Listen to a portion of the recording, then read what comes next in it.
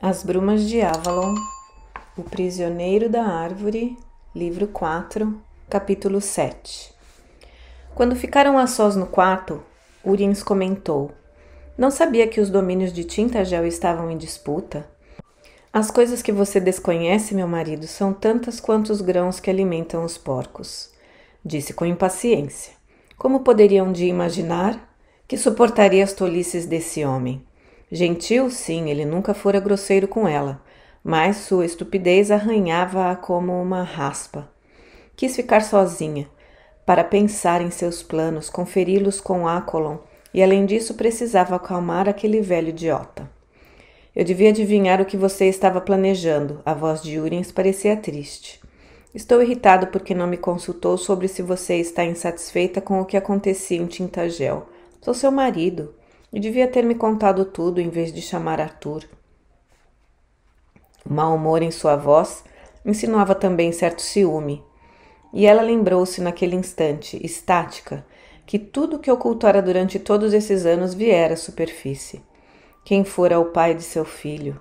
Poderia Uriens, entretanto, pensar realmente que, passado um quarto de século, ainda tivesse um poder daquele tipo sobre seu irmão, porque alguns poucos estúpidos e cristãos achavam aquilo tudo pecado? Bem, se não é bastante perspicaz para ver o que acontece diante de seus olhos, por que deveria explicá-lo palavra por palavra como numa lição infantil? Disse-lhe ela, ainda impaciente: "Arthur está desgostoso comigo, porque acha que uma mulher não deveria discutir com ele dessa forma. Além disso, pedi sua ajuda, e não acreditará que me revolto contra ele." E nada mais acrescentou.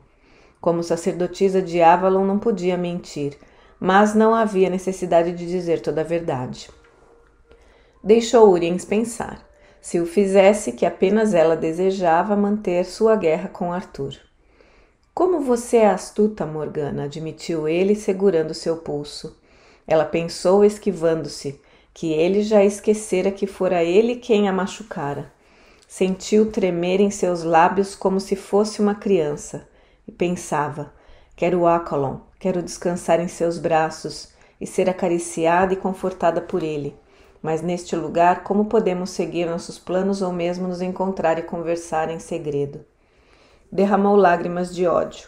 A força era agora seu único conforto, força e conciliação. Uriens saíra do quarto para espairecer e voltou bocejando. Ouviu o vigia gritar meia-noite: "Devemos ir para a cama, minha querida." Começou a despir seu manto de gala. "Está muito cansada, meu amor?" Ela não respondeu, sabendo que se o fizesse, começaria a chorar. Ele tomou seu silêncio por consentimento e aproximou-se, fazendo cócegas em seu pescoço. Jogando-a sobre a cama, ela tolerou-o pacientemente, tentando lembrar-se de alguma simpatia ou erva para pôr fim à grande virilidade daquele homem velho. Maldito! Há muito tempo já deveria ter acabado com isso pela idade que tem. Talvez todo aquele vigor fosse resultado de uma feitiçaria. Perguntava a si mesma mais tarde por que não se dirigiu a ele simplesmente com indiferença, deixando-o possuí-la sem mesmo pensar sobre aquilo, como já havia feito tantas vezes durante esses longos anos. Que valor tinha isso agora? Por que iria importar-se ainda com ele, verdadeiro animal carente, fungando entre suas saias? Dormiu profundamente, sonhando com uma criança que encontrara em algum lugar e que precisava amamentar, embora seus seios estivessem secos e doessem terrivelmente. Acordou sentindo ainda essas dores. Uriens partira para caçar com alguns homens de Arthur, como tinha combinado alguns dias antes. Sentiu-se mal e enjoada. "Comi demais", pensou, "mais do que usualmente faço em 3 dias. Não me admiro que esteja doente." Quando, porém, levantou-se para vestir-se, seus seios ainda estavam irritados e doloridos. Parecia-lhe que seus mamilos pequenos e marrons estavam róseos e entumecidos. Deixou-se cair fulminada sobre a cama, como se suas pernas houvessem quebrado. Ela agora era estéril. Sabia que estava estéril. Disseram-me após o nascimento de Gwydion que provavelmente jamais conceberia outra vez. e desde aqueles dias nunca ficara grávida de homem algum. Além disso, estava próxima dos 40 anos, já tendo ultrapassado os anos da gravidez. Naquele momento, porém, estava certa do contrário. Pensava sobre essa possibilidade há muitos anos. Suas regras haviam aumentado irregularmente, e em certa ocasião ficou sem elas durante meses, a ponto de pensar que não mais viriam. Sua primeira reação foi a de medo. Chegara tão perto da morte quando Gwydion nasceu. Húrin certamente se sentiria orgulhoso com essa suposta prova de virilidade. Só que na época em que essa criança foi concebida, ele estava doente, com pneumonia. Havia uma pequena possibilidade de que fosse seu filho. Teria sido gerada por Acolon no dia da eclipse? Pois então, seria uma criança destinada ao deus, desde quando este se aproximara deles no bosque das Avelãs. O que poderia fazer com um bebê, mulher velha como sou? Mas talvez se torne uma sacerdotisa para Avalon, uma que governará depois de mim, quando o traidor for arrancado do trono onde Viviane o colocou. Lá fora estava cinza e úmido, uma chuva fina caía. O pátio das competições de ontem estavam encharcados e lamacentos, com estandartes espalhados por toda parte e faixas pisoteadas na lama. Um ou dois dos servos reais preparavam-se para partir, levando bacias e sacos de roupas, arrastando-se na direção das margens do lago. Bateram na porta. A voz de um dos seus criados era leve e reverente. Rainha Morgana, a grande rainha, pediu que a senhora e a rainha Morgause viessem fazer-lhe companhia na refeição da manhã, e o Merlin da Bretanha perguntou se a senhora poderia recebê-lo aqui ao anoitecer. Irei ver a rainha, diga ao Merlin que o receberei. Ficou dividida entre ambas as decisões, mas não se atreveu a contrariar nenhuma das duas, especialmente agora. Gwenfar nunca seria nada mais que a sua inimiga. Era culpa sua que Arthur tivesse caído nas mãos dos padres e traído Avalon. Talvez, pensou Morgana, esteja tramando a derrubada da pessoa errada. Se pudesse de algum modo conseguir com que Gwenfar deixasse a corte, mesmo para ir com Lancelot ao seu próprio castelo, agora que ficou viúvo e pode legalmente possuí-la. Mas desisto dessa ideia. Arthur provavelmente pediu-lhe para terminar com sua disputa comigo. Pensava friamente.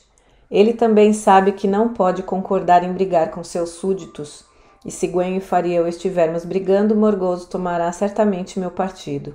Se uma briga familiar fosse muito séria, Arthur perderia Húrins, assim como também os filhos de Morgause. Ele não pode nem pensar em perder Gawain, Gareth e os homens do norte. Morgause já se encontrava no aposento da rainha.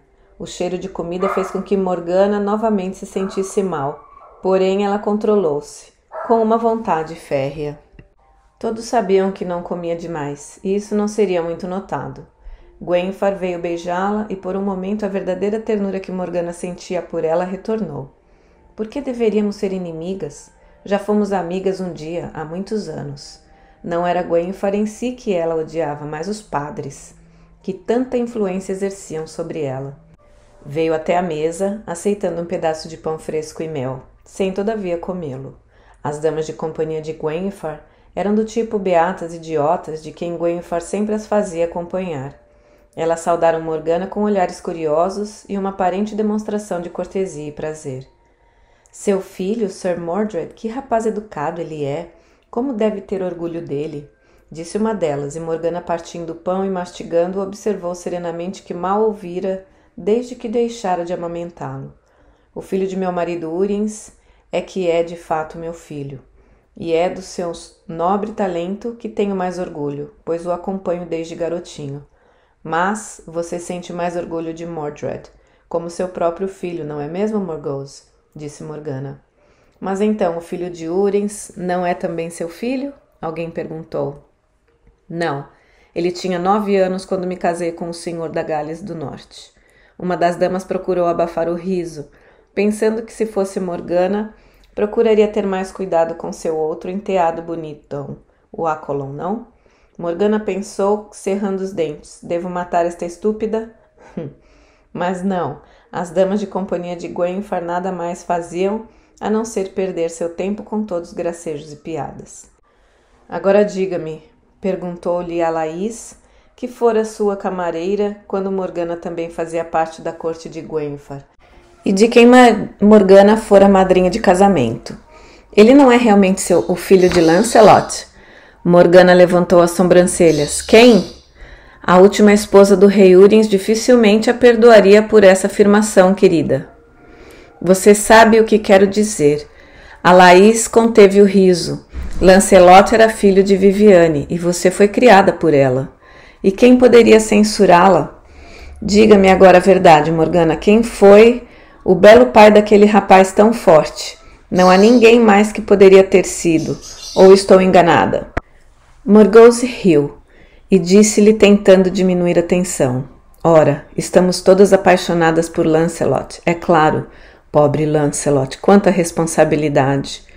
Você não está comendo nada, Morgana, observou Gwenfar. Posso mandar vir algo especial das cozinhas, se isso não a agrada? Uma fatia de carneiro? Um vinho melhor do que esse? Morgana balançou a cabeça de forma negativa, colocando um pedaço de pão na boca. Será que tudo isso já ocorrera anteriormente? Ou quem sabe tivesse sonhado? Sentiu uma forte vertigem, pequenos pontos cinzas que dançavam diante de seus olhos. E isso lhes daria maiores motivos para animarem numerosos dias de tédio, se a rainha da Gales do Norte desmaiasse como uma mulher grávida. Suas unhas crisparam-se e tentou, de certo modo, fazer com que a vertigem retrocedesse um pouco. Bebi demais na festa de ontem. Há 20 anos você sabe que não tenho boa cabeça para beber vinho, Gwenfar. Ah, era um vinho dos bons também, disse Morgause, com um toque de alvidez de seus lábios, e Gwenfar respondeu-lhe cortesmente que lhe enviaria um barril daqueles, quando ela partisse. Morgana, todavia, feliz por terem-na esquecido e com uma grande dor de cabeça latejando-lhe sobre a testa, como o laço de um torturador, sentiu o olhar interrogativo de Morgause sobre ela. A gravidez era algo que não poderia ser escondido. Não, e por que deveria sê-lo? Estava legalmente casada, o povo riria se o velho rei da Gales do Norte e sua rainha de meia-idade se transformassem em pais, em suas idades avançadas. Mas o riso seria bem intencionado. Morgana sentia ainda que iria explodir pela incontrolável força do ódio que a transtornava. Sentia-se como uma daquelas distantes montanhas de fogo nos países do norte, sobre as quais Gawain lhe contara uma vez.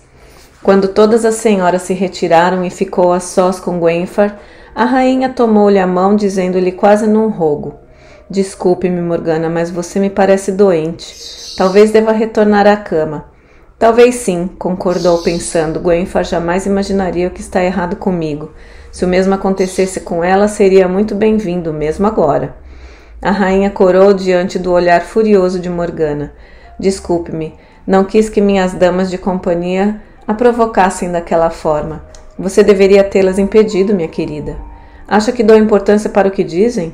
São como pardais piando, e acreditam-se tão certas do que fazem, murmurou Morgana com tanto desrespeito quanto a dor de sua cabeça. Mas quantas dentre suas companheiras sabem realmente quem foi o pai do meu filho? Você fez Arthur confessar? Confidenciou também isso a todas as suas damas de companhia? Gwenfar pareceu assustada. Não creio que haja muitas que o saibam. Aquelas que lá estavam ontem à noite, certamente, quando Arthur o reconheceu. E também o bispo Patrício. Ela encarou Morgana, enquanto esta pensava absorta. Como os anos trataram-na generosamente. Tornara-se até mais amável, e venho murchando como uma maçã. Parece tão fatigada, irmã, insistiu Gwenfar, e ocorreu a Morgana que, a despeito de todas as antipatias, haviam também amor. Vai, descanse, querida irmã. Ou será que é porque existem apenas algumas dentre nós que passaram juntas a juventude? Merlin também envelheceu, e os anos não foram tão generosos para ele quanto para Gwenfar. Tornara-se ranzinza, arrastava-se agora com uma bengala, e seus dedos e braços, com a flacidez de seus músculos, lembravam galhos de uma velha árvore retorcida. Parecia ser também um daqueles duendes de que falam as lendas, que viviam nas montanhas. Somente os movimentos de suas mãos ainda eram precisos e carinhosos, a despeito de seus dedos compridos e esqueléticos.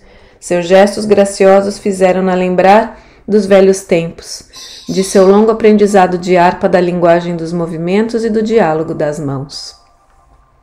Estava carrancudo, recusando-lhe a oferta do vinho ou refeição, deixando-se cair sobre uma cadeira sem estofo como um hábito. Creio que você está errada, Morgana, em atormentar Arthur a respeito de Excalibur. Ela ouviu sua própria voz ecoar de forma áspera e irritada. Não peço sua aprovação, Kevin. Não tenho dúvidas de que qualquer uso de que se faça dos sagrados direitos reais, você concordará sempre. Não posso ver nisso nada de errado. Todos os deuses são um, assim como teria dito Taliesin, e se nos reunirmos a serviço do Uno. Mas é contra isso que luto, disse Morgana. O deus deles seria Uno, e o único, e apagaria todas as referências à deusa a quem servimos. Ouça-me, Kevin, será que você não vê como isso limita a sabedoria do mundo? Se existir um único ser, em vez de muitos? Acho que foi um erro transformar os saxões em cristãos. Creio que os antigos padres que viveram em Glastonbury tinham razão, porque não poderiam existir muitos caminhos, os saxões seguindo o deles, nós o nosso, os seguidores de Cristo a cultuá-lo, se o quisessem, sem perseguir a crença dos outros? Kevin balançou a cabeça. Minha querida, eu não sei. Parece existir uma profunda transformação na visão que os homens hoje possuem do mundo, como se uma única verdade pudesse negar outra, como se uma vez não sendo a verdade de uns, a outra se tornasse uma mentira. Mas a vida não é tão simples assim. Eu sei, e você também sabe, que na plenitude do tempo, Morgana, os padres mesmos irão descobri-lo. Mas se expulsarem todas as outras crenças do mundo, será tarde demais. Kevin suspirou. Há um desígnio que nenhum homem e nenhuma mulher pode impedir, Morgana, e creio que estamos enfrentando esse dia. Ele ergueu uma das mãos esqueléticas e tomou-a dela. Ela pensava consigo mesma que jamais o ouvira falar-lhe tão gentilmente. Não sou seu inimigo, Morgana. Conheço-a desde que era uma donzela. E depois parou, e ela pôde ver que seu pescoço enrugava-se, enquanto continuava. Amo-a muito. Desejo-lhe somente o bem. Houve um tempo, ou sim, muitos anos se passaram, mas não esqueço quanto a amei e como sentia-me privilegiado quando podia falar de amor com você. Nenhum homem pode combater as marés ou as crenças. Se talvez tivéssemos evitado cristianizar os saxões, o mesmo teria sido feito por aqueles mesmos padres que construíram a capela onde eles e Taliesin podiam trabalhar lado a lado. Nossa própria intolerância impediu-nos disso.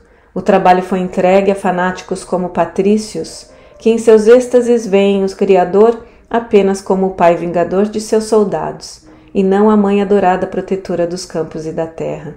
Eu lhe digo, Morgana, são as marés que irão varrer os homens como se fossem palha. O que está feito, disse Morgana. Mas qual a resposta? Kevin inclinou a cabeça e ocorreu a Morgana que seu desejo era encostar a cabeça no seu colo. Não, agora de homem para mulher, mas como se ela fosse a deusa mãe, que poderia acalmar o seu medo e o seu desespero. Talvez, disse ele com a voz embargada, talvez não haja quaisquer respostas. Talvez seja a de que não exista um deus ou uma deusa, e que guerreamos por estúpidas ideias. Não brigarei com você, Morgana de Avalon, mas não ficarei sentado de braços cruzados a deixá-la afundar novamente este reino na guerra e no caos. Respeito à paz que Arthur nos deu. Alguma sabedoria, alguma canção e alguma beleza devem permanecer entre nós antes que o mundo mergulhe na escuridão. Eu lhe afirmo, Morgana, que vi a escuridão que se aproxima. Em Avalon talvez devamos manter a secreta sabedoria, mas já se foi o tempo em que podíamos disseminá-la através do mundo. Pensa que tenho medo de morrer se alguma coisa em Avalon puder sobreviver entre os vestígios da humanidade? Comovida, Morgana levantou lentamente sua mão para tocar-lhe o rosto, enxugando-lhe as lágrimas. Deteve-a, contudo, num súbito estremecimento. Seus olhos ficaram engetados. Havia tocado uma caveira pegajosa, e pareceu-lhe que a sua própria mão era a fina e invernal mão da velha foice. Ele também percebeu isso e fixou-a, pálido por um rápido e terrível momento. Tudo se foi novamente, e Morgana ouvia sua própria voz tornar-se rouca. Então você colocaria em jogo tudo no mundo, para que todas as armas de Avalon sejam a espada vingadora de Cristo? Essas são as armas dos deuses, disse Kevin, e todos os deuses são um só. Eu teria preferido ter Excalibur em um mundo que os homens a seguissem, do que escondida até o fim em Avalon. Já que eles a seguiram assim, que diferença faz que deuses eles invocam? Morgana continuou séria.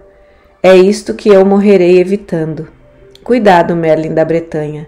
Você fez as grandes bodas e prometeu a si mesmo morrer pela preservação dos mistérios. Acautele-se para que o não cumprimento desse voto não seja exigido de você. Os lindos olhos do bardo olharam diretamente no interior dos dela. Ah, minha senhora e minha deusa, eu lhe imploro, pense em Avalon antes de agir. Realmente eu penso que está na hora de você retornar a Avalon. Kevin pousou sua mão sobre a dela. Ela não se afastou. A voz dela saiu entrecortada pelas lágrimas que lhe pesavam todo aquele dia. Eu desejo o meu retorno, porque esperei demais por isso, tanto que agora não me atrevo a ir para lá. Eu jamais deverei voltar para lá, enquanto não for para jamais deixá-la.